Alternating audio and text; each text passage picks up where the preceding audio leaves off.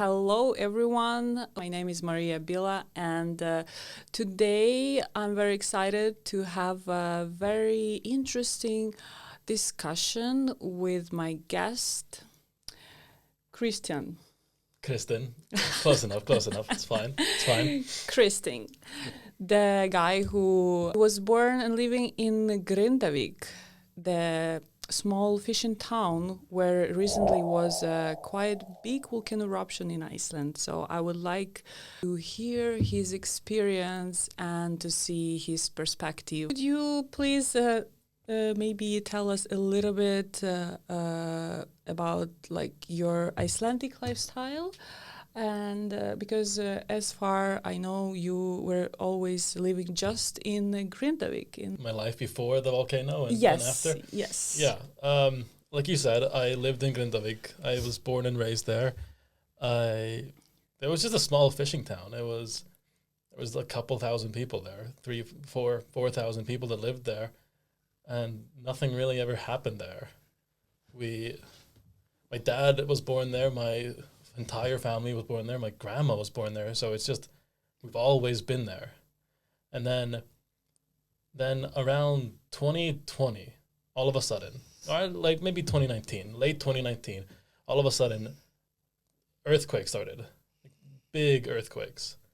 And not like a lot of them. Like it would be like hundreds of earthquakes in a short span.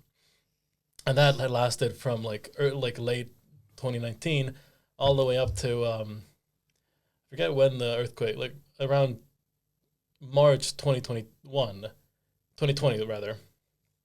No, excuse me, sorry. 2020 was when it happened, and 2021 is when the volcano actually erupted. Sorry, I'm mixing the dates up. And when it erupted, and up until it happened, there was hundreds of magnitude 3s, which are just like entire buildings are shaking, and then there was a couple magnitude 4s, and then the biggest one that happened, I think, was a magnitude 5.6. 5.6. Okay, I have a question about how, in general, you feel when it's starting earthquake. Because when I had my first earthquake here in Iceland, I was just like, oh my gosh, where I have to run? What should I do? But what about you? Did you get used, or do you feel scared? Or tell me. I think at first I got scared, definitely. Like when it first started. But yeah, it was terrifying because the first ones I felt were kind of small, but like it was creepy to like know that everything around me is just shaking and the ground is just shaking. It was like I felt uneasy. And then it just kept going for a couple months, day and night. And every day and every night you'd like feel it, and you'd wake up in the middle of the night multiple times a night sometimes because of the earthquakes, and it was just like it stopped being scary, it just started being annoying. Iceland lately became extremely interesting place to visit, and it has incredible nature, just seems from different planet. When is the best time to see Northern Lights? It just has to be dark. So it cannot be during the summer because the sun never goes down. So it would probably be from like early September, like mid-September to April would be the best time. It cannot be cloudy because then you can't see them through the clouds. So September or April would probably be the best time to see them. March, April, yeah. So yeah, not specific day or specific night or time. It's just but be lucky. Be lucky. Yeah. What about what are the top 5 must-see places in Iceland? Must-see places? Must-see. Yeah. Okay. Well, there's off the top of my head, there is Gullfoss and Geysir. Our biggest waterfall in Iceland is Gullfoss, which it's massive. It's a real tourist attraction, and there's hundreds of buses that go there every day just to carry tourists there, so it's very popular. And Geysir is right next door, and what's funny about Geysir, or the word geyser is actually an Icelandic word. Every single geyser in the world is named after that geyser, Geysir. Da da da da. Da, da, da, da. So it's a very popular tourist attraction, and they're right next to each other, so definitely those two. If you got the time, I'd really recommend to go see the Diamond Beach. a couple hours away via bus, but it's Vatnajökull, which is like such a great thing to see. Vatnajökull has these giant glaciers break apart and and they fall into the ocean, and then they flood far into the sea, and they come back cleaned, and then they just look like see-through diamonds. It's really pretty. Yeah, I mean, I would also say Black Sand Beach. What do you think? Yeah, Black Of Sand course, Beach. it's just classic. It's a classic. Goodfoss, Black Sand Beach, Diamond Beach is one of my favorite places, like the big inspiration. I would say everywhere you go in Iceland is very nice, is very beautiful and authentic. And the last question just about food, because I believe everyone wants to try some Icelandic traditional food, something unique to taste like a different culture, etc. What you would recommend? Okay, there's a couple things I would always want people to try. I know a lot of people find it like disgusting to try though. There's the shark, there's the sheep head. I'll get into detail about them a little later. There's actually the shark is kind of funny. It's fermented shark, and but we cannot eat it normally. We have to ferment it because it's incredibly poisonous. That's why we have to ferment it. It becomes edible after fermenting it. Did you try it? Many times. I like it. Really? Have you not tried it? What is it? No, still not. Do you know what ammonia tastes like or smells like? Yes. It tastes like that.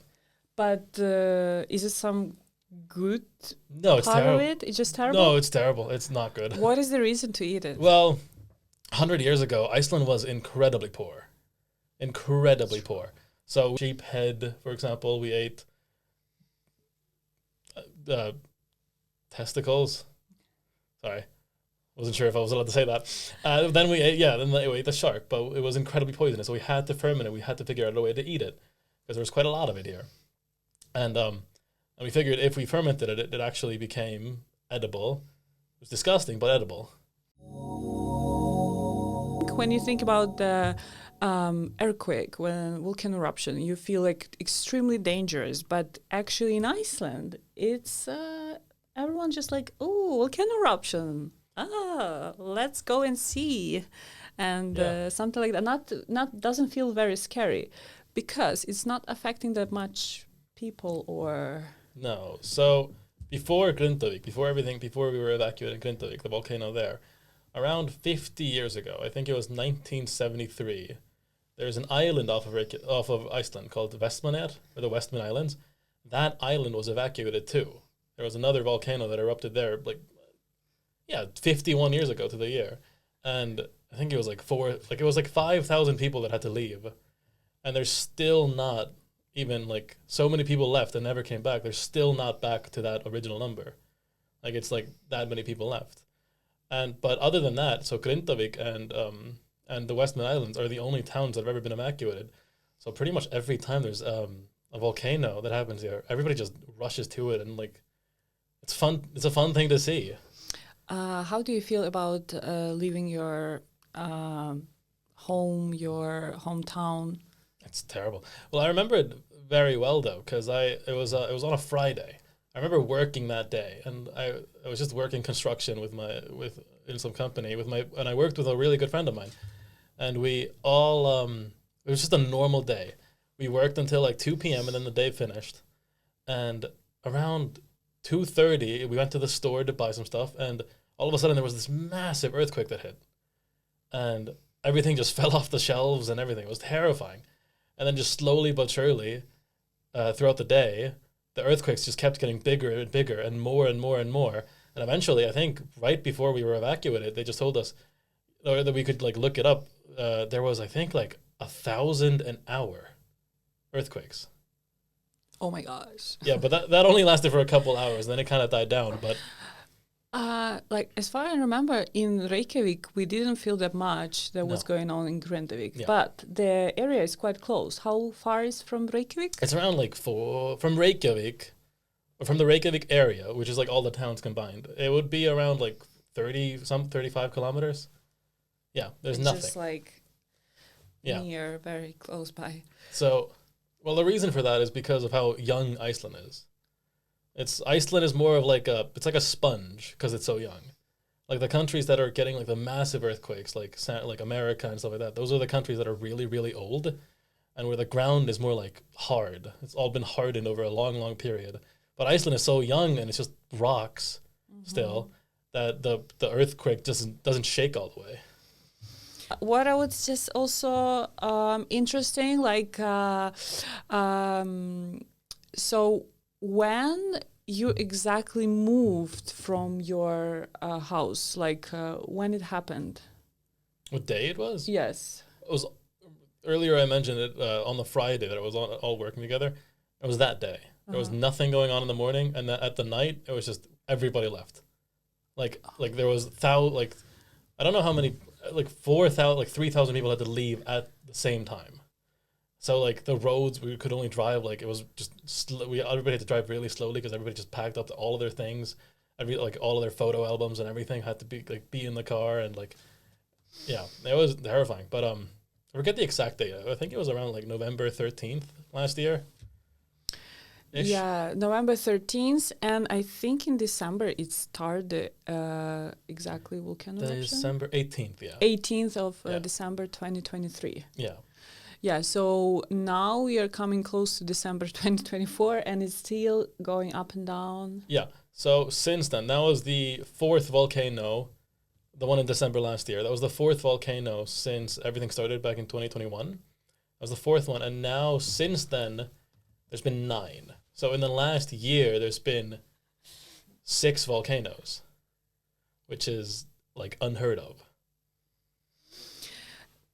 Yeah, so basically that area is still dangerous, but if someone are living there? Yes, there are still people that are just really, really stubborn that don't want to move away. But you're not, you can, but it's just, why do it? I remember shortly after everything happened, because the ground was all like, it was splitting apart. There was ravines.